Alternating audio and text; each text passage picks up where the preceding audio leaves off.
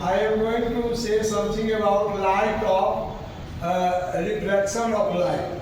This is the glass slab, and here this is the incident ray, and this is the air in the radar medium, and glass is the denser medium. Glass is the denser medium. This one is radar medium, and this one is denser medium.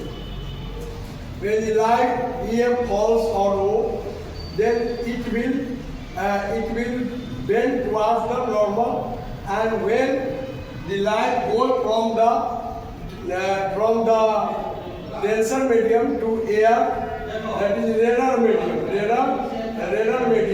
then it is away from the light. For this you can put a glass slab on the drawing board, and you fix a pin here, E and F, and you look through this mirror, and the image will be like this. And if you remove the pins and the glass and draw a line, and again you meet the G and H. It meets at O dash and EF extended to O. And if you remove this, then you find that the light is like this, P. And this is if you draw a normal, the angle makes I, and the angle, this N dash O, and makes R. So there is a two laws of refraction of light. When the light is going from the radar medium to denser medium, it bends towards the normal, and when the light goes from denser medium to radar medium, it is bent away from the normals.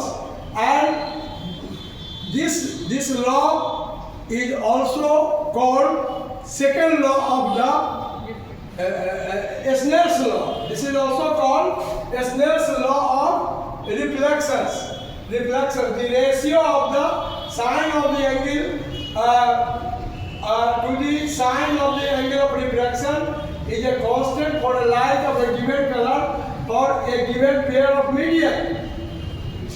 If I is the second law is, if the I is the angle of incidence and R is the angle of reflection, then sin I by sin R is a constant, and it is generally denoted by a Greek letter mu, and the constant value of mu is called the refractive index of the second medium with respect to the first medium, and that is mu air to glass is equal to sin I by sin R, and this is the